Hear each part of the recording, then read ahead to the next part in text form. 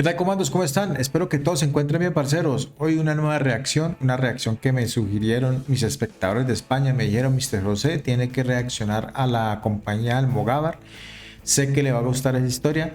Hoy se las traigo, comandos. Vamos a ver qué tal es esa historia. Como todo en España, las reacciones que he hecho siempre son muy buenas historias y lógicamente que han pasado en la vida real, ¿no? Espero a ver cómo está esta. Sé que les va a gustar también, señores. Así que de una vez arranquemos.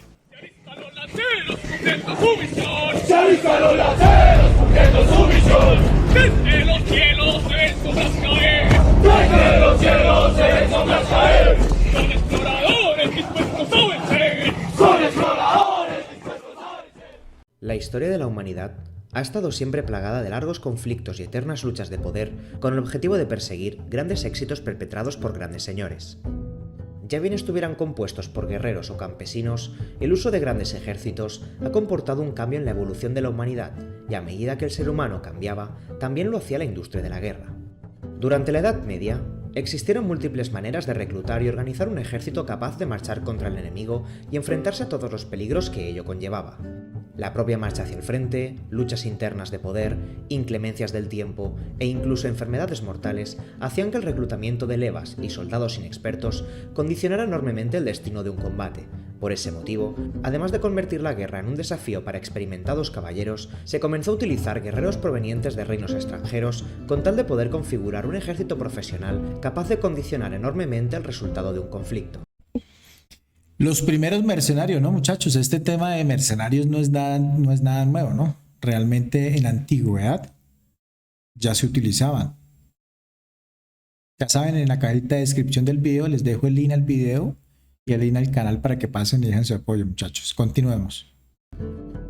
Ejemplos como la Guardia Varega en el Imperio Bizantino o caballeros cristianos como el Cid fueron claras evidencias de que el empleo de fuerzas mercenarias en la lucha contra el enemigo resultaban más determinantes que la propia proporción numérica. Durante el siglo XIV, el contexto... Claro, porque, a ver, conseguir un soldado profesional en esa época era muy difícil, ya que la gran mayoría de soldados morían en el campo de combate, ¿no? Tenían un periodo de vida muy corto realmente, ¿no? Y conseguir gente que tuviera experiencia en la guerra durante varios años era algo muy difícil de conseguir.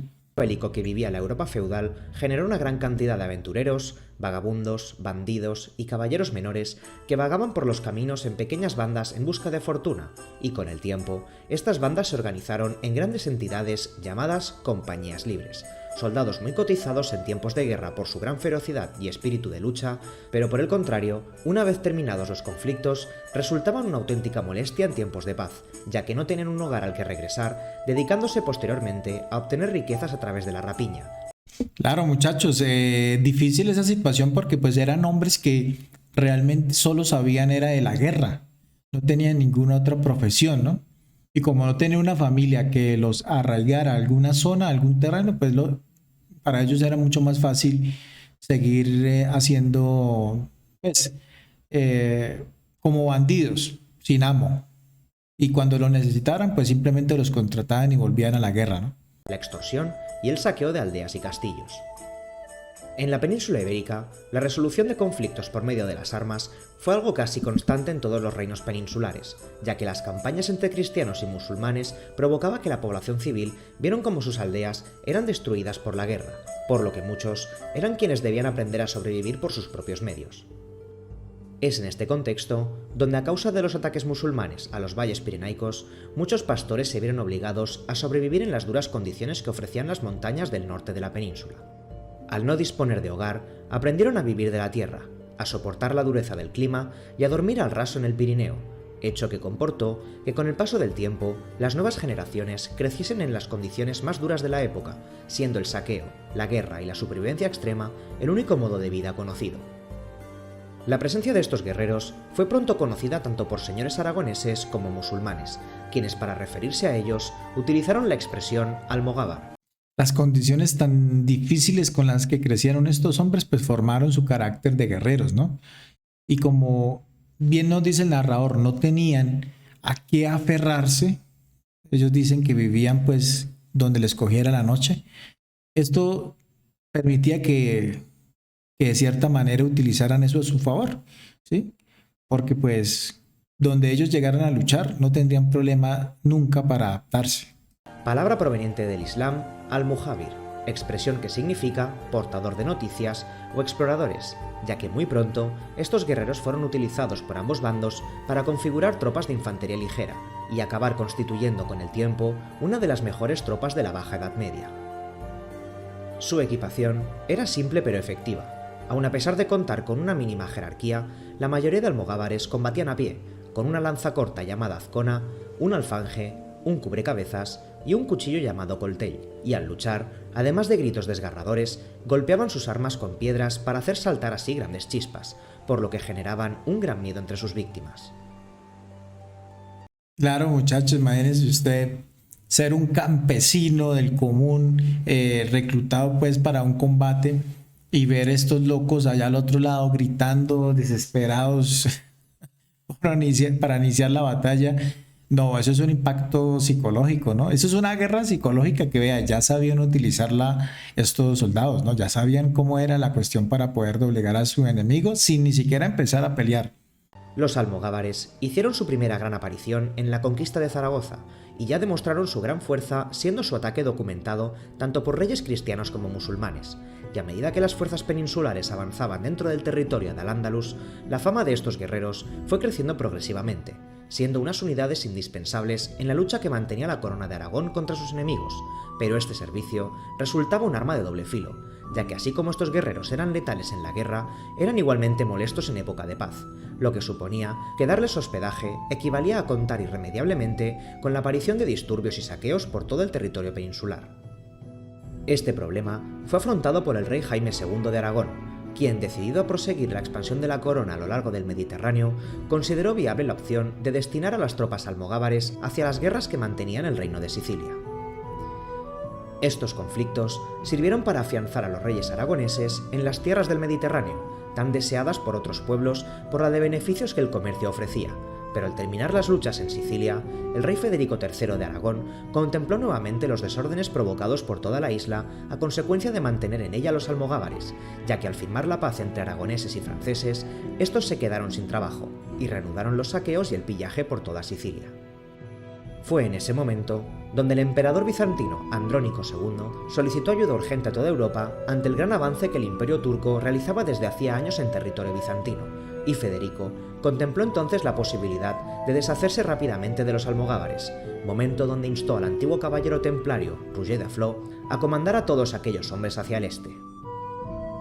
Roger era un mercenario nacido en Sicilia, que fue expulsado de la Orden del Temple al ser acusado de apropiación indebida de riquezas en Tierra Santa, por lo que para eludir un posible juicio y observando la gran admiración que despertaba entre sus soldados, aceptó comandar a todos aquellos guerreros, fundando la llamada Gran Compañía Almogávar. Esta fuerza, también llamada por el Papa Gran Compañía Catalana o Gran Compañía Oriental, conformaba grupos de antiguos pastores, caballeros, escuderos y un gran número de almogávares catalanes, aragoneses, navarros, valencianos y mallorquines, quienes partieron en el verano de 1302 hacia Constantinopla, contando con 36 naves y un ejército de 6.000 soldados. La Gran Compañía llegó a Constantinopla en enero de 1303, donde realizaron un gran desfile delante del emperador y fueron posteriormente alojados en el barrio de Blanquerna. Su llegada fue bien recibida por los bizantinos, pero a la ciudad también llegaron tropas genovesas, amigos del Imperio bizantino, pero rivales a los aragoneses, ya que ambos se disputaban las aguas del Mediterráneo, y consideraban que la presencia de la Compañía Almogávar era una grave amenaza para sus intereses en el Mediterráneo oriental. La tensión de mantener en la misma ciudad a dos bandos enfrentados se plasmó el día de la boda de Roger de Flor con María de Bulgaria, matrimonio que representaba la amistad entre almogávares y bizantinos, siéndole entregado a Roger el título de Gran Duque y comandante de la flota bizantina. En esa celebración, a las puertas del Palacio de Blanquerna, se presentaron tropas genovesas agitando la bandera de la República de Génova, hecho que los almogávares consideraron un acto de soberbia y desafío hacia ellos, por lo que ondeando la bandera de Aragón salieron armados de los cuarteles y realizaron una terrible masacre donde más de 3.000 genoveses fueron asesinados en las calles de Constantinopla. Oigan, muchachos, pero una acción que, a ver, pues bueno, en su época tendría alguna justificación, pero pues una acción que no tiene por qué haber ocurrido, ¿no? Realmente. Pues con esto de pronto muestran esa barbarie de lo que eran estos hombres, ¿no? No eran soldados, básicamente eran simplemente bárbaros, de cierta manera, porque no habían un límite de ética que debían cumplir, ¿no? Este acto dejó claro que los almogávares no eran simples mercenarios, sino unas unidades militares fuertemente politizadas, muestra de la expansión aragonesa por el Mediterráneo. Bueno, sí, también esto está bien explicado, ¿no? Básicamente tenían una concepción política muy arraigada frente a lo que representaban ellos en cualquier parte donde estuvieran, pero no creo que justifique la matanza civiles, muchachos, realmente. Pues ahora, ¿no? Lógicamente vuelvo y repito que en esa época sería muy fácil justificar esa acción. Y ante lo cual, el emperador bizantino se apresuró en enviar al frente a Roger d'Aflor y sus hombres para entablar batalla contra los turcos. El primer destino de los almogávares fue en las ruinas de la ciudad de Cícico, donde atacaron por sorpresa a los turcos en una batalla calificada nuevamente como masacre, ya que con apenas 4.000 soldados aniquilaron a 13.000 musulmanes, siguiendo su política de que ninguna persona con más de 10 años podía quedar con vida. Yo había escuchado eso, que eso se hacía en la Edad Media, pero básicamente por el tema de que un hombre con 10 años, con 10 años para arriba ya era un soldado en potencia, ¿no? Entonces, en la actualidad, incluso en algunos países se aplica eso, ¿no? Ya hay niños con 10 años que son reclutados para ciertas bandas y organizaciones, ¿no? Durante los siguientes meses, la compañía se mantuvo en constante movimiento en dirección hacia Filadelfia, ya que permitir que los almogávares descansaran por un breve periodo de tiempo en cualquier ciudad suponía a ciencia cierta saber que habrían disturbios y luchas incluso entre bandos aliados, ya que los soldados gastaban en muy poco tiempo más del doble de su paga, generando olas de pillaje y vandalismo, por lo que Roger tuvo siempre que exigirle al emperador la paga puntual de todas sus tropas. El avance de los almogávares puso en alerta a los señores turcos, quienes organizaron un gran ataque en campo abierto con más de 20.000 soldados hacia las fuerzas de Roger d'Aflor, pero nuevamente los turcos sufrieron una aplastante derrota donde, contando con poco más de 6.000 soldados, la compañía aniquiló a prácticamente la totalidad de fuerzas turcas, entrando en Filadelfia en 1304. Y bueno, creería que este tipo de acciones militares donde salieron siempre victoriosos generó escozor en la clase, podríamos decirlo, política del entonces, ¿sí? Generó un escozor porque, a ver, poder realizar estas proezas militares, lógicamente representa un poder mucho más grande que el que puede haber tenido algún noble, ¿no? Y el que acapara todo este poder es el comandante, en este caso el comandante de la compañía. Entonces, vamos a ver en qué termina este relato, pero yo particularmente, les voy a ser sinceros, este video no me lo he visto, lo estoy viendo con ustedes, pero yo creería que va a terminar mal, ya sé por dónde va la vaina. Los éxitos de la compañía alcanzaron su máximo apogeo en julio de ese mismo año, donde los exploradores de Roger alcanzaron los montes Tauro, el paso que conectaba Turquía con el reino de Armenia, descubriendo una gran fuerza turca de casi 40.000 soldados que planeaban abalanzarse sobre los almogávares. La compañía, en lugar de retirarse, plantó cara al enemigo en campo abierto, donde, lejos de mostrar temor, los soldados se felicitaron mutuamente por la gran victoria que estaban a punto de lograr, y estando cara a cara con los enemigos, los almogávares afilaron sus espadas al grito de despertaferro, y acto seguido cargaron directamente contra los turcos, gritando «Aragón», desatando una infernal lucha que duró hasta el anochecer, siendo dicho encuentro la mayor y más destacada victoria de los almogávares. Poco a poco, las acciones de la compañía llegaron a oídos del emperador, quien recibió importantes quejas de grandes señores bizantinos que acusaban a Roger de actuar como un caudillo y no como un mercenario al servicio de Bizancio. Pero el emperador, aun a pesar de mostrar preocupación por el poder de los almogávares, decidió entregar a Roger el título de César, acto que los señores bizantinos no estaban dispuestos a aceptar, ya que consideraban que la presencia de los aragoneses suponía una amenaza mayor que la propia invasión turca. Después de algunas nuevas victorias, el hijo de Andrónico II, el coemperador Miguel IX, invitó a Roger d'Aflor y a sus mejores hombres a una gran ceremonia en su honor, en su palacio de Adrianópolis. Allí, El 5 de abril de 1305, bebiendo y festejando el éxito de las últimas campañas, Rouget y sus hombres fueron sedados y posteriormente asesinados y descuartizados por mercenarios alanos a las órdenes del emperador. Yo, muchachos, que les dije, es que yo me lo imaginé, dije, este hombre está consiguiendo mucho poder con las victorias militares que está haciendo y eso genera envidias y más en esa época que se vivía todo ese tema, eso genera mucho escozor y vea, terminaron pues muertos por la propia espada de sus aliados, ¿no? Qué triste, ni siquiera los mataron en combate, en una batalla, murieron traicionados por sus propios aliados, ¿no? Y vuelvo y repito, yo siempre he dicho esto en los videos, ¿no? La gran mayoría de historia española, sus grandes ejércitos siempre han sido traicionados, nunca derrotados en batalla, traicionados por sus propios aliados, que es lo más triste, muchachos. Que acto seguido ordenó destruir a las fuerzas almogávares restantes en Galípoli y arrestar allí a todos sus líderes.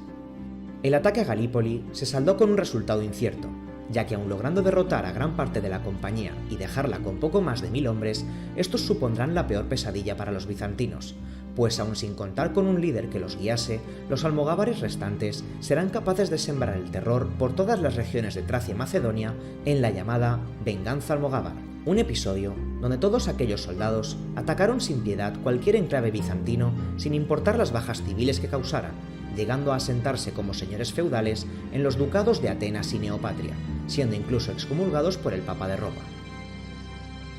Aun a pesar de su breve presencia en los Balcanes, el recuerdo de la venganza almogávar siguió en la mente de los ciudadanos de aquella región por muchos siglos más, debido a la magnitud de los hechos vividos y la devastación que estas tropas causaron. Tanto es así que en la cultura popular búlgara, albanesa y griega se comenzó a utilizar la expresión catalani, como representación de un gran monstruo que destruye ciudades y rapta a los niños que no se portan bien. Aun contando que la compañía se extinguió a finales del siglo XIV, muchas de sus acciones perduran en el presente, ya que todavía hoy en día existen cientos de refranes y dichos populares que recuerdan a la compañía almogávar, y de hecho, cualquier ciudadano de Cataluña tenía prohibida la entrada a ciertos lugares de Grecia, como era el caso del Monte Athos hasta el año 2005, fecha en que Cataluña realizó un importante pago por los daños causados. Y aunque los hechos vividos en la época almogávar poco a poco fueron esfumándose con el tiempo, todavía perduran asociaciones y entidades que recuerdan mediante actos simbólicos la influencia de la Corona de Aragón por todo el Mediterráneo, dejando para la historia y el folclore popular el recuerdo de unos guerreros considerados por muchos como los mayores guerreros de su época. Bueno, señores, una historia muy interesante. La parte final de la historia yo la escuché en algún momento de mi vida, no recuerdo bien en qué parte, pero sí había escuchado eso. Bueno, tenemos podríamos decir, los primeros mercenarios que combatieron en casi todas las guerras en Europa con resultados favorables, ¿no? Pero ese era el problema de estas tropas, ¿no? Solo sabían hacer eso, lógicamente representaban cierto peligro también para los señores que los contrataban. Pero muy interesante, muchachos, gracias por la recomendación. Cada día que escucho historias de esta, pues veo que nuestra historia no solo se limita a lo que nos han contado acá, ¿no? Sino que se va creciendo con el paso de los relatos y de los siglos que pasaron, muchachos. Espero les haya gustado, comando. Ya saben, si son nuevos en el canal, suscríbanse, compartan, dejen el like y nos estamos viendo ya en una próxima. Chao.